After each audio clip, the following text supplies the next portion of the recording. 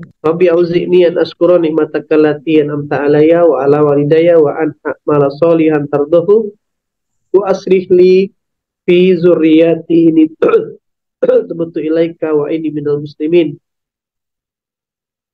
Nah, kawan-kawan semua rahmati Allah, semoga hari demi hari pelajaran kajian kita di tubuh hari ini membuat kita makin taat, makin paham, makin mengerti, makin tahu apa yang mau dikerjakan. Sekali lagi, pastikan kita duduk ngaji ini, setelah pulang ngaji, ada yang tahu yang mau kita kerjakan. Karena rugi level 1 tak ada ngaji. Rugi level 2 udah ngaji tak tahu apa-apa yang mau dikerjakan. Balik lagi gitu lagi, balik lagi gitu lagi. Siapa yang duduk di majelis ini hanya sekedar tak enak, maka yang didapatkannya cuma tak enak. Hanya sekedar ingin melepaskan kewajiban, yang cuma dapatkannya cuma catatan absen. Tak enak kata Ustadz, tak enak dengan HRD, tak enak dengan leader, ya kan? Tapi niatkanlah kita yang sedang butuh tentang ilmu, kita yang sedang butuh tentang apa namanya, hikmah, petunjuk daripada Allah. Maka yang didapatkannya adalah petunjuk. Aku mau ngapa lagi habis ini? Saya mau ngapa lagi? Apalagi yang mau saya kerjakan? Itu cara mindset, cara berpikirnya. Dan semalam kita sudah belajar, kawan-kawan, masih dalam tahapan saya ingin menyadarkan tentang kawan-kawan tentang sebuah makna produktivitas gitu ya. Ya kan? Tentang bagaimana orang-orang yang beruntung lebih banyak berkontribusi daripada konsumsi, ya kan? Itu yang harus dipahami. Lebih banyak menghasilkan, lebih banyak punya karya ketimbang lebih banyak meminta-minta. Sekali lagi itu yang harus dipahami. Jadi kalau hari ini hidup kita masih belum banyak rasa-rasanya kebahagiaan, jangan-jangan kita lebih banyak tuntutan ketimbang kontribusi, oke? Okay? Dan ingat dua hal yang harus dikontribusikan apa semalam? Harta dan jiwa. Harta dan jiwa, oke? Okay? Nah, jadi nomor satu adalah harta, nomor dua adalah jiwa. Nah, sebelum orang tuh mengkontribusikan harta, sunatullahnya, pasti yang dilakukan adalah memenuhkan dulu up, saldo hartanya. Itu sudah sunatullah. Oke, okay? Sebelum dia bisa kontribusi, yang dipenuhkan dulu adalah hartanya. Kalau diilustrasikan tahu mesin pompa air. Kira-kira bisa enggak pompa itu menyalurkan air kalau dalam tabung pompanya airnya belum penuh, belum ada? Bisa enggak kira-kira? Biasanya kalau pompa itu macet, supaya bisa keluar air, diapakan? Hah? Pernah dengar istilah dipancing enggak? Nah, berarti kan dia punya dua sistem. Dia sedot dulu, setelah dia penuh, baru dia bisa distribusikan. Bisa berarti dia tetap melewati air yang disedot, masuk dulu ke tabung pompanya, baru dia bisa distribusikan, oke? Okay? Kira-kira untuk menyedot air tadi, dia butuh tenaga apa namanya? Listrik, apa lagi? Pompa itu butuh tenaga apa untuk menyedot air? Tenaga. Tenaga mesin, oke. Okay. Listrik, pipa. Ini daya tarik. Dikit lagi, betul dah tuh. Sedot, tekanan. Sedot, tekanan, oke dah. Pakai bahasa fisika lah, zaman Pak Budi dulu jelaskan. Generator. Oh, tuh. Mantap tuh, kinestetik. Sikit lagi. Pakai bahasa fisika. Strom. Agak betul lah. Aku tuh setrum. Ya. Hah? Generator. Hidrolik. Wah, kan udah agak canggih juga Bang Nopal nih. Untuk menarik. Gas. Hah? Tanda pegas. Tanda pegas.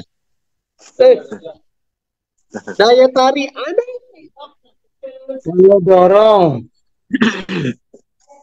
Hah? Magnet. Kenapa pula pompa bagaimana? Saya dorong. Lebih gampang ah. Apa? Saya Daya dorong. hisap.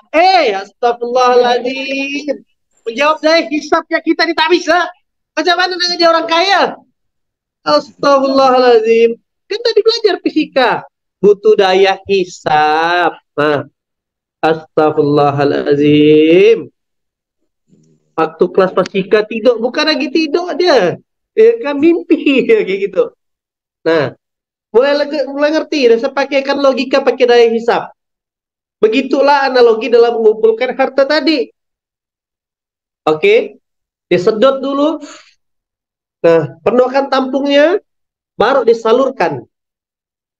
Ada dua komponen dalam pelajaran tadi. Pertama menyedot, kedua penuhkan tabungnya, ketiga disalurkan. Kira-kira kalau dia tak bisa nyedot, tertarik tak tuh airnya? Nah, sama. Berarti kalau dalam kehidupan manusia, sebagai manusia tak mampu menyedot atau tak mampu produksi, tak mampu, maka di Quran itu tidak disebutkan cara yang canggih-canggih. Semuanya cuma kalimatnya ada dagang, tak mampu jual beli, ya kan? Maka tak mampu narik, tak mampu jual beli, tak mampu. Ibaratkan pompa tadi, tak mampu narik deh. Ini skill dasar. Jadi kemampuan jualan itu dua, baik barang ataupun jasa, serta keahlian. Jadi ketika seorang profesional tak mampu menjual keahliannya, maka dia tak bisa narik. Nah, tak mampu jualan barang, tak mampu jualan jasa, maka dia tidak mampu menarik air tadi sebagaimana pompa. Boleh nyambung? Lalu itu tahap satu, tahapnya nyedot, tahapnya punya daya hisap. Nah, berarti kan untuk punya daya hisap tuh butuh tenaga enggak? Butuh effort enggak? Nah, butuh effort. Makin banyak debit air yang dihisap, makin banyak energi yang dibutuhkan. Nah, artinya beda kan antara kapasitas pompa kecil dengan pompa besar. Di rumah tangga yang dibutuhkan cuma pompa kecil. Tapi kayak di masjid, di mall, di hotel, rumah sakit, kantor, dibutuhkan pompa yang besar. Oke? Nah, makin besar sedotannya, makin besar juga kemampuan daya tampungnya, dan makin besar juga debit air yang didistribusikan. Nah, ini saya sederhanakan pakai pelajaran pompa, biar nyambung dia. Oke? Nanti pertanyaan jemaah adalah, pompa apa yang bagus, Kiai? Pompa yang bagus, dengan wasser, ya kan? Daya tekannya 2 kali lipat. Kayak gitulah dia.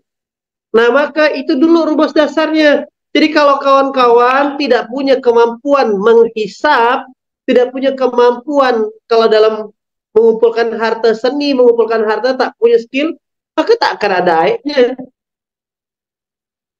Nah, lalu apakah cukup sampai di air? Enggak. Dia harus punya tempat penampungan.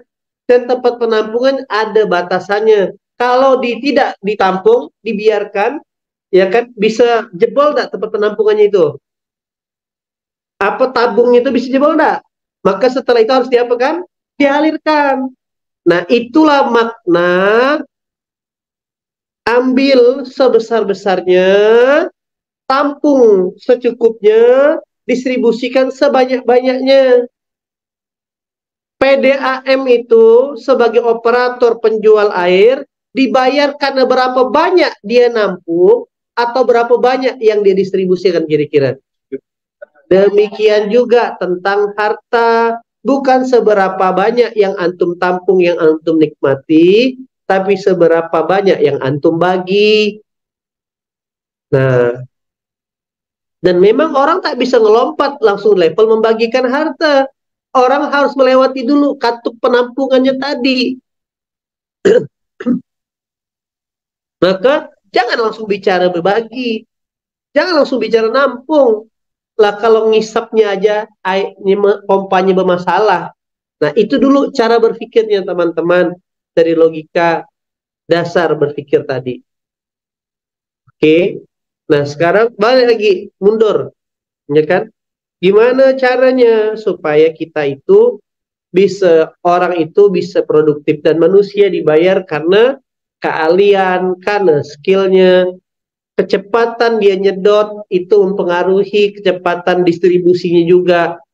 Maka Allah sudah kasih keyword, Allah Allah sudah kasih clue, ya kan? Afwan ya, mereka-mereka yang hidupnya di bawah rata-rata, ya kan?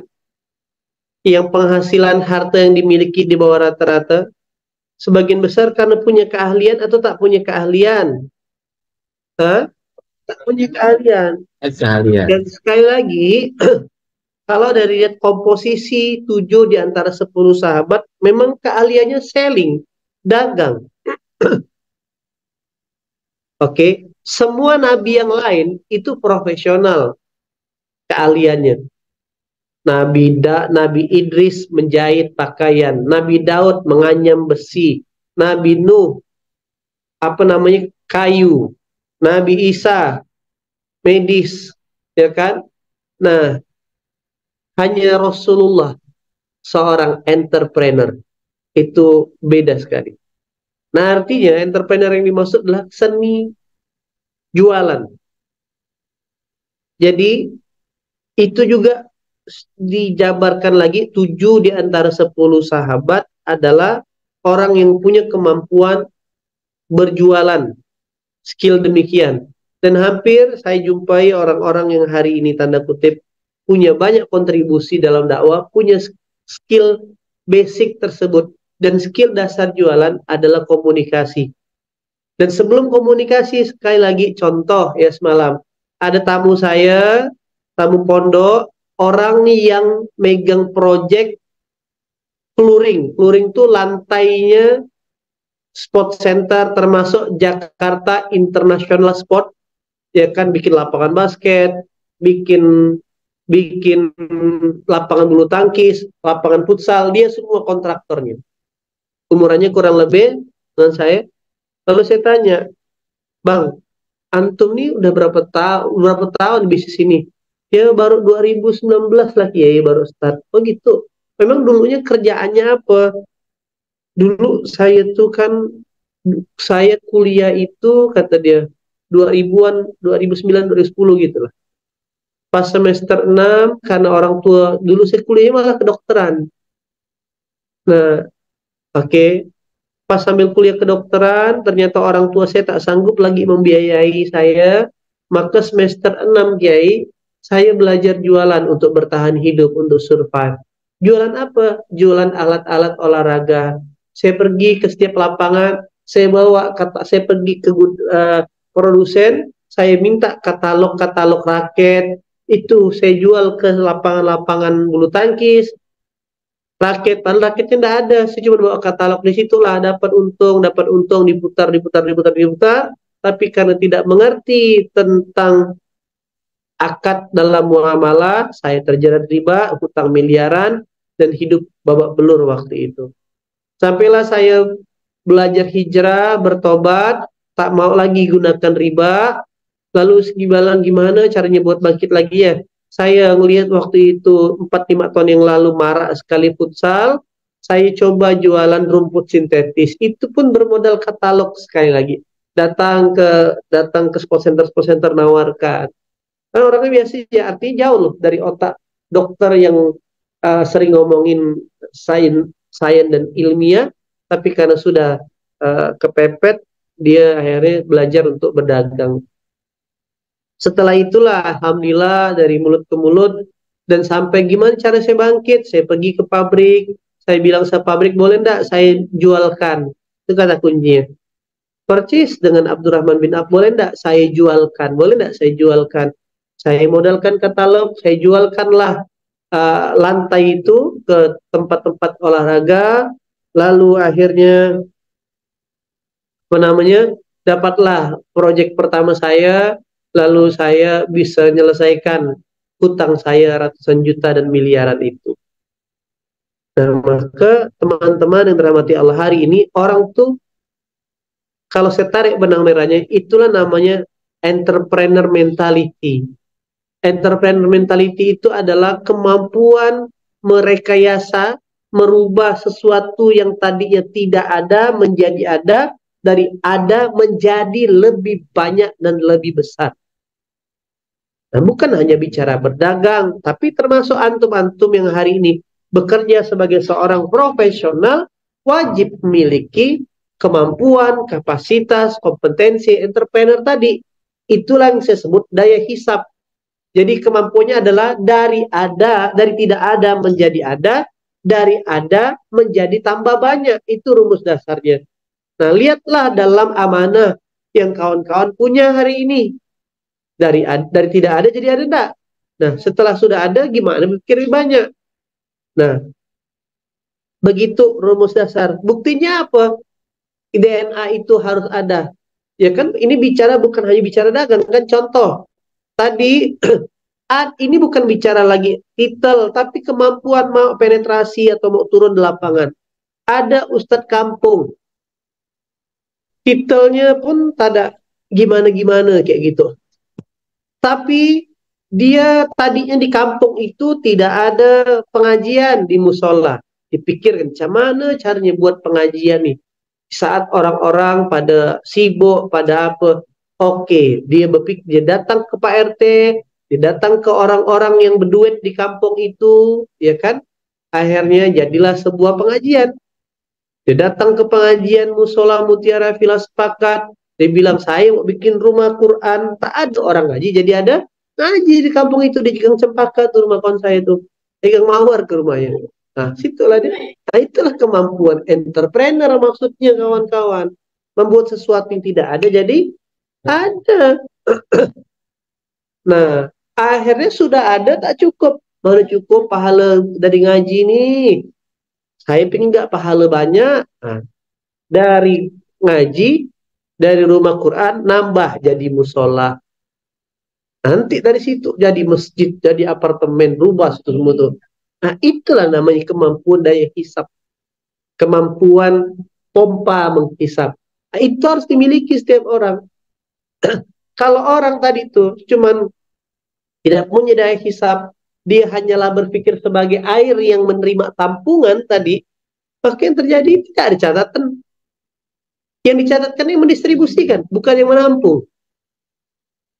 Oke, jadilah manusia yang mendistribusikan kebaikan, bukan hanya berharap mendapat kebaikan. Karena yang ditanya oleh Allah, yang dicatat di pengadilan besok, bukan kebaikan yang kita dapat. Jangan lengah, jangan lengah. Itu udah derajat terendah. Mohon maaf, fakir miskin itu orang yang level paling rendah, yaitu yang mendapatkan kebaikan, yang disupport. Oke.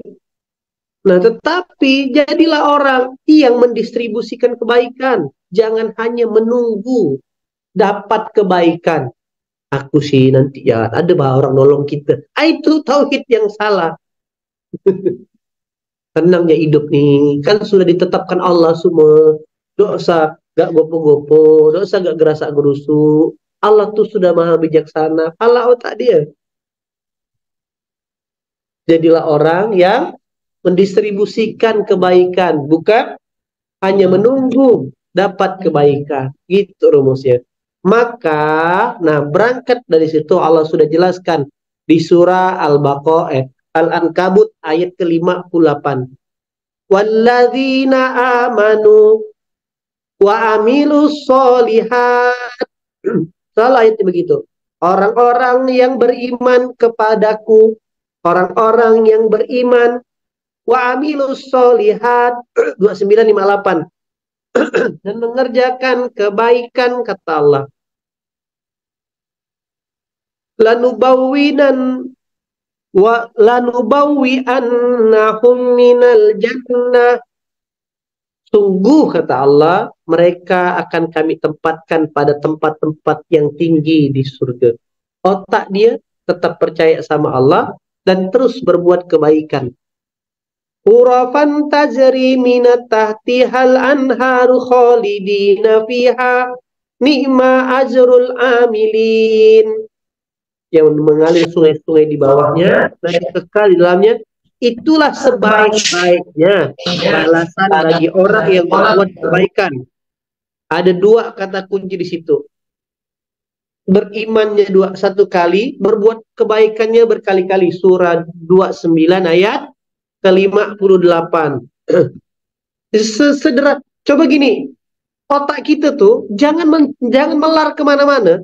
Otaknya cuma untuk fokus satu, beriman kepada Allah dan mengerjakan kebaikan. Udah jelas balasan surga. Apa kita masih memikir panjang lebar ke sana kemari? Enggak. Kan berarti kita yang sebenarnya. Coba Allah udah bilang, kalau mau makan enak, kalau mau makan enak, pergi ke restoran. Kalau mau makan padang enak, misalkan, pergi ke restoran sederhana atau pagi sore. Udah jangan mikir yang lain-lain. Nak makan ke siang malam ke, atau juhur asar ke, kan tidak ada. Pergilah ke pagi sore. Gitu loh misalkan. Kalau mau kalau mau terbang ke Jakarta, pergilah ke Supadio, Bandara Internasional Supadio. Kalau tanya mikir kemana-mana, nak kerasau, boleh nak Ustadz kalau mau stadion kami kerasau lo, habis itu kami nyebrang, mutar. Berarti sedang muter-muter ada. Nah sama kawan-kawan, kalau nak masuk surga, udah berkali-kali Allah kasih rahasianya, beriman dan berbuat kebaikan. Maka fokuskan otak kita hanya untuk mengerjakan pekerjaan iman, dan fokuskan otak kita untuk terus produksi kebaikan. Bukan dan orang-orang beriman dan mendapatkan atau menunggu kebaikan. Tidak, mengerjakan kebaikan. Sekarang iman tuh ya tadi, bagaimana dia tetap menghabiskan totalitas seluruh tenaga, waktu, pikirannya untuk mempercayakan sepenuhnya takdir hidupnya kepada Tuhannya. Yang kedua, mengerjakan kebaikan adalah, mari kita definisikan, mengerjakan sesuatu hal yang punya kebermanfaatan untuk Allah, Rasul, dan orang sekitarnya. Berarti kalau orang mengerjakan kebaikan hanya untuk kepentingan dirinya sendiri, itu tak tercatat sama Allah. Itu bukan mengerjakan, namanya kebaikan. Ingat analogi pompa tadi, ambil secukupnya, sedot, tampung secukupnya, bagikan sebanyak-banyaknya.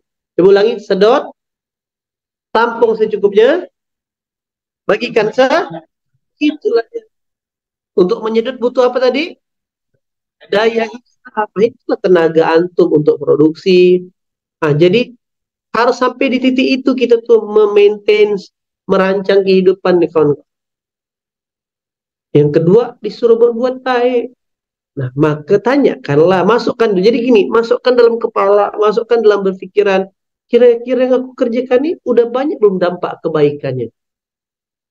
Nah, tengoklah di bidangnya masing-masing, di amanahnya masing-masing, yang diamanahkan di bagian dalam satu rangkaian ekosistem kita, baik itu pendidikan ke, sosial ke, dagang ke.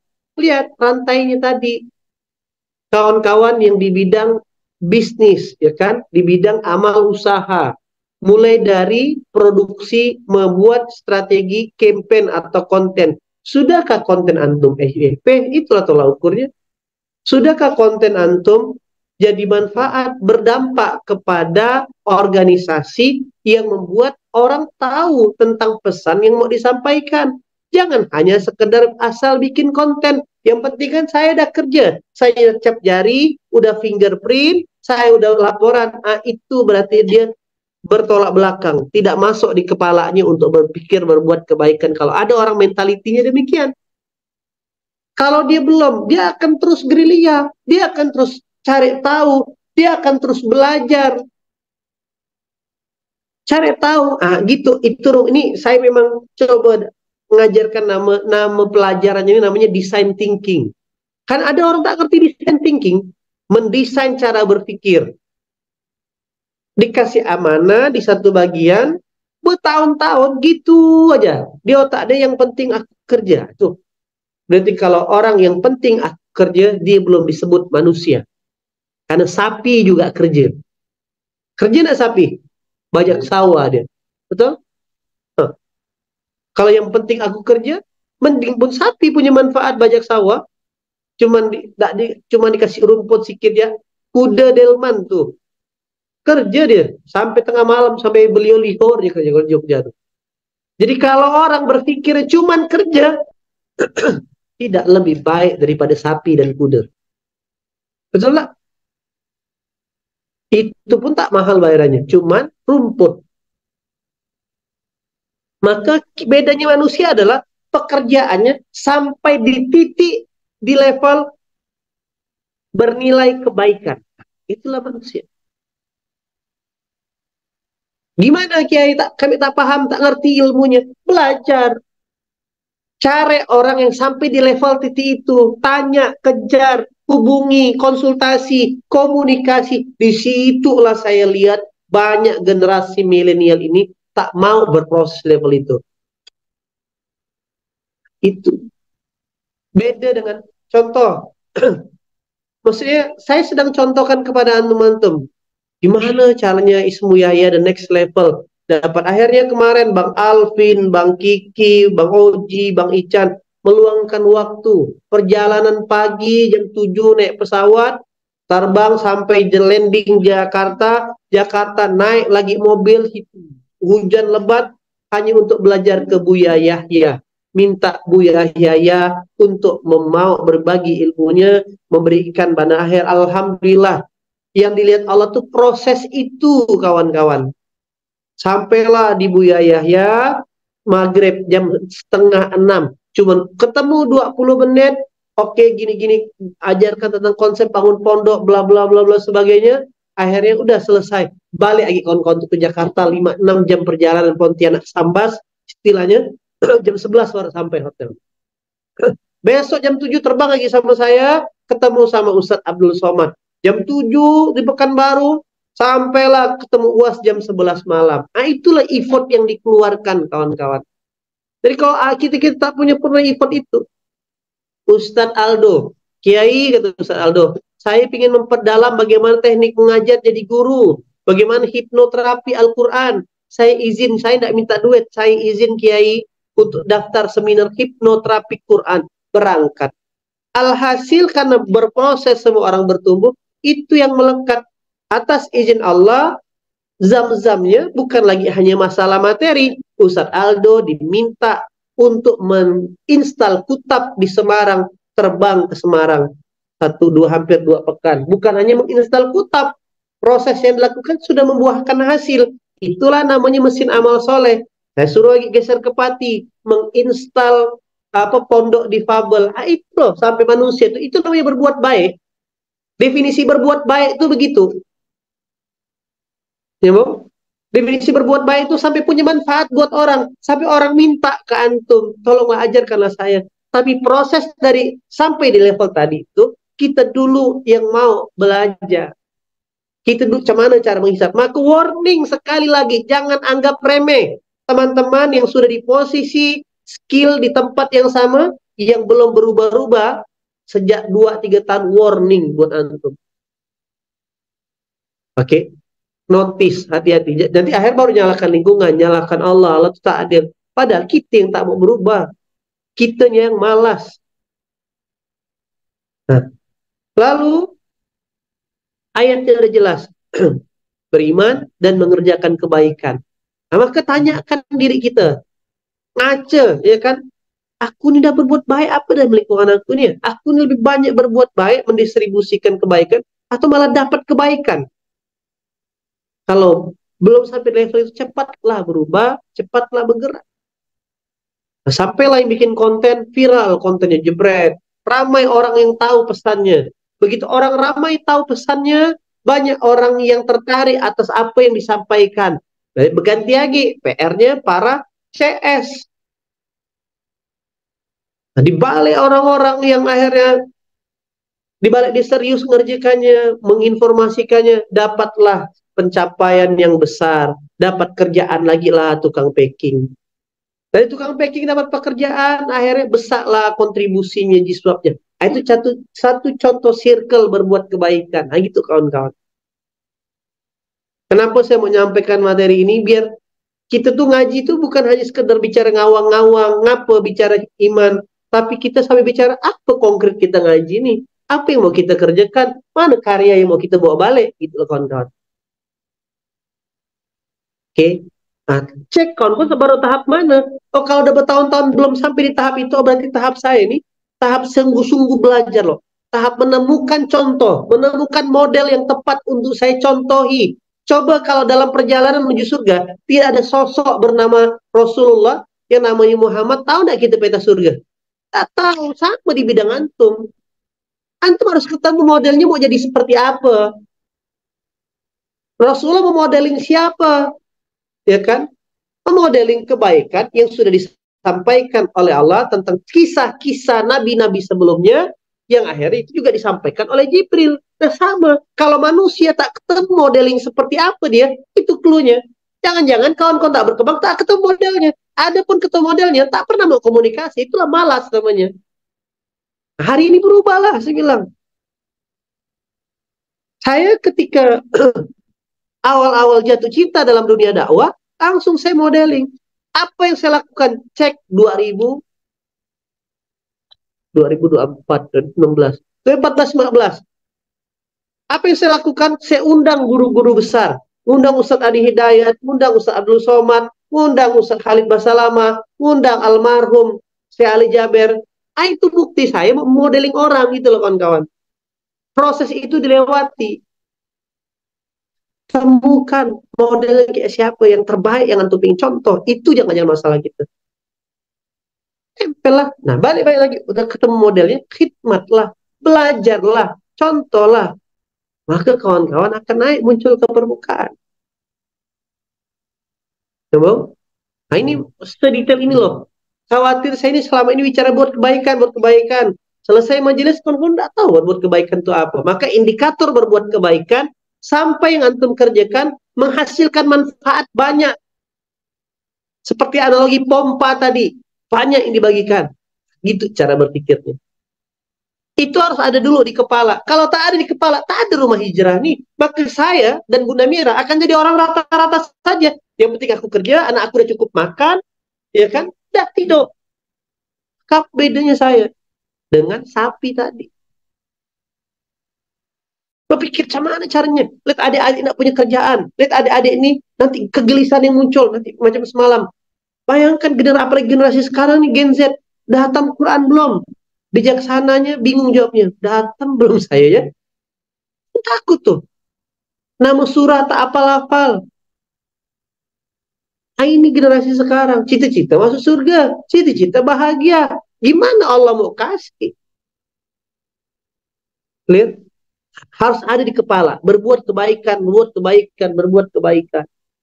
Oh, di rumah kita panen durian.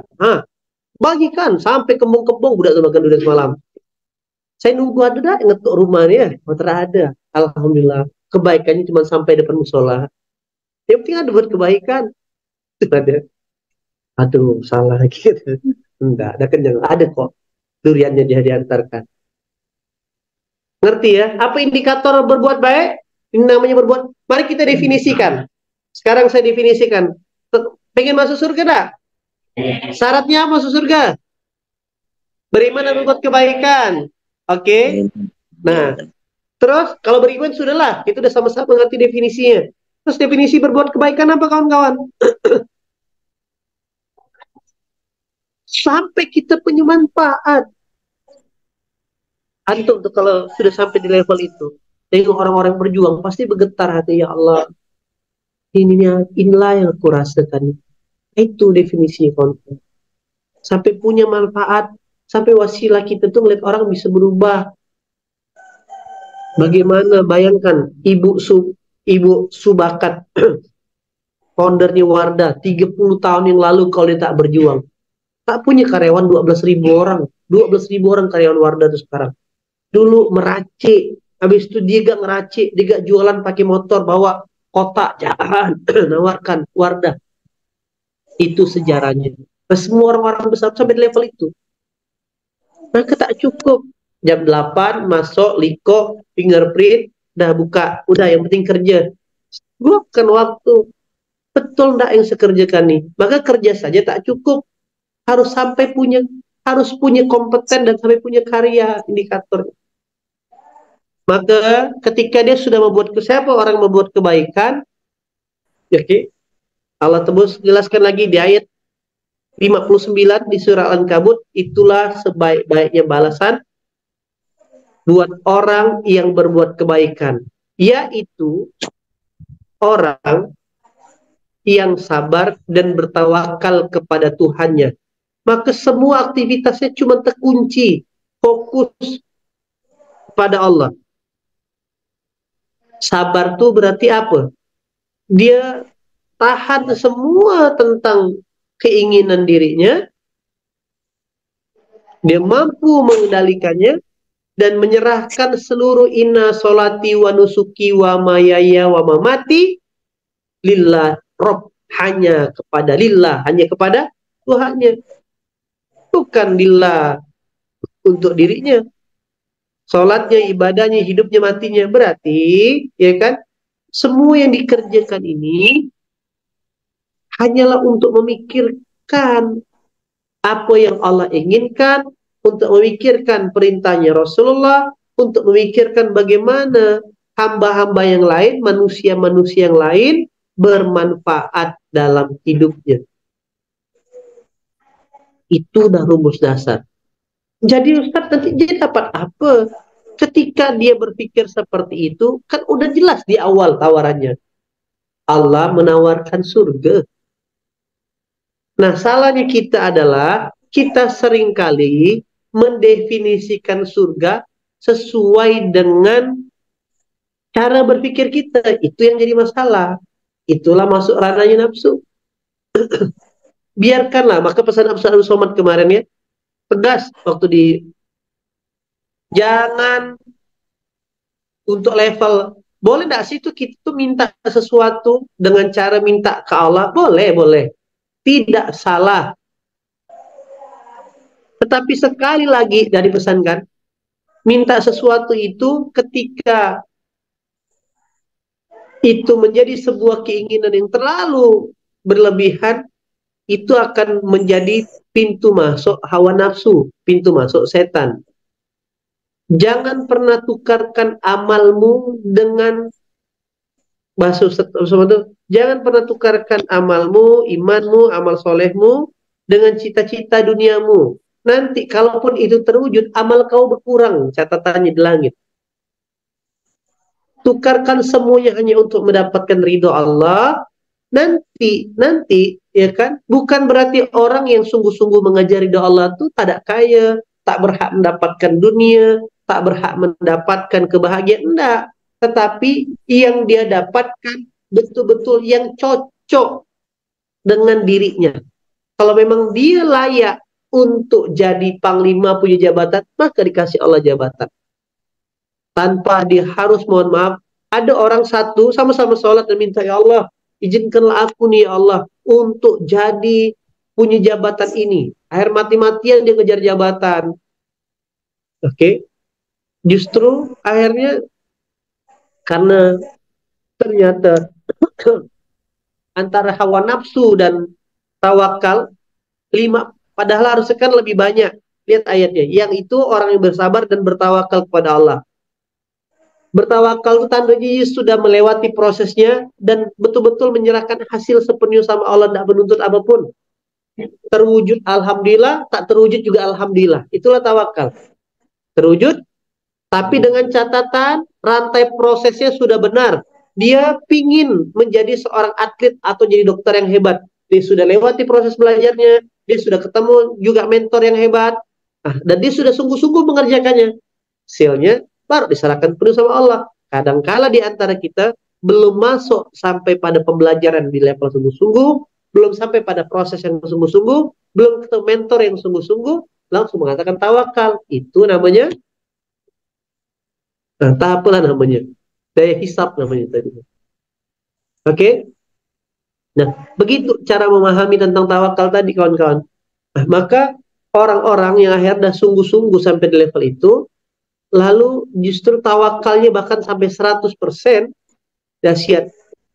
Nah, kalaulah keinginannya 51%, tawakalnya 49%, 1% keinginan itulah yang akhirnya digoreng sama iblis. Oke? Nah, maka balik lagi, Allah sudah kasih bocoran, tidak kurang ke kalimat Allah mengatakan, aku mau tempatkan kau di surga. Kira-kira kalau sudah dapat yang namanya surga itu dapat semua dah kira-kira? Dapat semua.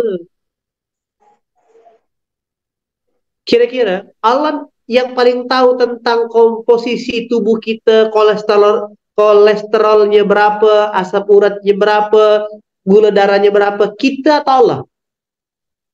Kalau kita berserah diri, ini hal yang sederhana ya. Kalau kita berserah diri tentang bagaimana, yang penting aku serahkan kepada Allah lah. Apa yang paling cocok dengan tubuhku hari ini? Maka kira-kira Allah takdirkan yang tepat tak untuk dirinya makan. Ternyata dia gula darah. Maka ketika dia betul-betul berserah diri sama Allah, Allah datangkan makanan yang membuat gulanya stabil atau gulanya malah naik. Tetapi kalau dia lebih banyak terdominasi keinginan, ingin makan, ingin es tebu, campur jeruk, makan nasi yang banyak, makan tepung yang banyak, makin rusak tak badannya. Sama-sama namanya makan, kebaikan tak sama-sama makan tuh. Tapi Allah lebih detail, yang satu karena dia tidak berkeinginan, keinginan dari Tuhannya, maka yang masuk ke badannya yang baik-baik. Yang satu karena berkeinginan, kayak nyaman nih, minum es jeruk nih, enak nih minum es teh nih, ya kan? Maka yang masuknya adalah sesuatu yang justru nambah gula darahnya, betul tak? Itulah analoginya. Kenapa dikunci dengan kalimat tawakal, kawan-kawan? Paham? Jadi, apa pesan PR pelajaran minggu ini? Tadi, kalau mau bahagia, banyak-banyaklah kontribusi ketimbang konsumsi. Kontribusi yang pertama adalah harta, yang kedua adalah jiwa. Dan saya detailkan lagi, apa itu kontribusi? Adalah berbuat kebaikan. Apa itu definisi berbuat kebaikan? Mengerjakan sesuatu yang punya manfaat lebih banyak kepada Allah, Rasul, dan lingkungan sekitarnya. Maka teknik yang dibutuhkan sekarang, teknik menghisap, seperti pompa tadi. Agar tahu menghisap lebih banyak, berarti tadinya aku di pompa rumah. Nah, karena aku ingin masuk surga, ingin banyak amalnya, aku ingin jadilah pompa seperti di masjid, pompa seperti di mall yang lebih besar. Maka belajarlah menghisap air, sedotannya punya energi yang lebih besar, punya watt yang lebih besar. Nah, disitulah proses kawan-kawan memulai untuk berbuat baik. Kira-kira, kalau 10 tahun yang lalu saya tak duduk ngaji belajar Al-Quran. Kira-kira kalau 10 tahun yang lalu saya tidak pernah bangkrut, tidak pernah belajar bisnis, tidak mencoba sesuatu yang buat saya gagal, tidak datang ke guru-guru. Bisa enggak sampai detik ini saya, Namira, untuk bercerita dan berdakwah? Bisa enggak kira-kira? Tidak bisa. Karena 10 tahun yang lalu lewati prosesnya. 10 tahun yang lalu mau belajar dengan guru-guru, mau praktek. Apakah langsung berhasil? Tidak. Tapi kalau udah bertahun-tahun tidak berhasil, ada yang salah dengan cara prakteknya. Selama orang tuh mengerjakan apa yang diarahkan dengan benar, pastilah bertumbuh. Ada Bang Mula sekarang. Saya suruh untuk memulai merintis kehidupan di Masjid Atin Al-Fariski di Bekasi. Mula bilang, jangan hanya menjadi ustadz operator, nanti nunggu bantuan, nunggu ini. Alhamdulillah, Mula sudah menyelesaikan satu tugas utamanya. Senin besok datang 20 santri. Mula datangkan 20 santri. Alhamdulillah. Nah, saya tanya kemarin, Mula apa kegiatan kalau enggak? Saya mau belajar, mau belajar menjahit. Tanya ke sana, boleh ke sambil waktu luang saya ikut belajar jahit.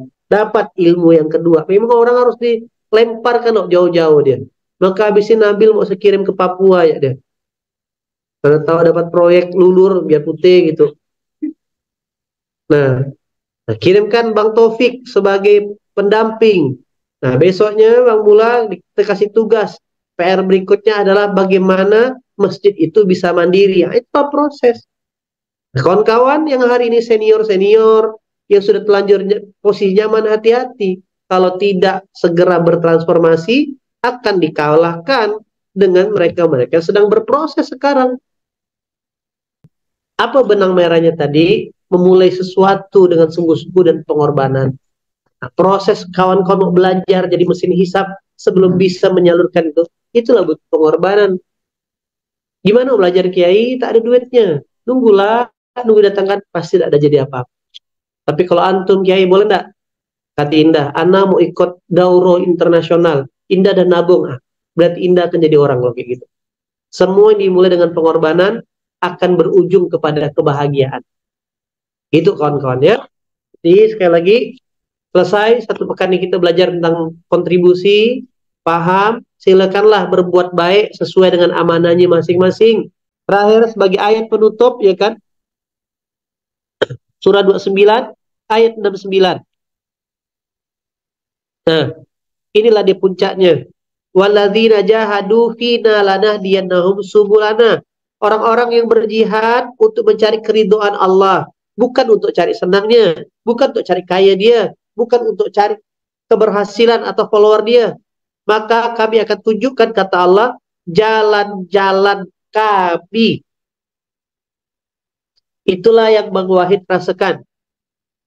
Nah, kenapa jalannya tak ada, tak muncul ke permukaan? Udah 5 tahun di Isbuyaya, 5 tahun di rumah Hujajra gitu-gitu. Ya, motor tak berubah, handphone tak berubah, tak ada yang bisa dibanggakan orang tua. Nanti orang tua malah nyalahkan. Kan kita belum sampai di level sungguh-sungguh. Belum sampai di level berkorban. Begitulah dia. Oke? Begitu teman-teman. Lanah diyanahum subulana. Berkorban. Pasti berujung bahagia di kemudian hari. Terima kasih banyak. Yang baik-baik dari Allah, yang kurang dari saya pribadi, mohon maaf hari ini agak panjang sekali. Sebagai penutup tema tentang berkontribusi, biar paham, biar tahu action habis ini. Tak paham lagi, tak ngerti lagi, tanyakanlah musrifanya, tanyakan musrifnya, tanyakan mentornya, apa yang harus saya lakukan. Kalau masih tak paham, jangan dah diam diri. Udah tak tahu, tak bertanya. Terus tak mau tahu, udah lanjut. Pasti dia tidak sampai di titiknya jadi seorang manusia. Udah tak tahu, tak nanya. Lalu tak mau tahu. Adalah saja sampah dalam kehidupan ini. Begitu. Terima kasih banyak. Yang baik-baik dari Allah, yang kurang dari saya pribadi. Terima kasih yang masih bertahan. Assalamualaikum warahmatullahi wabarakatuh.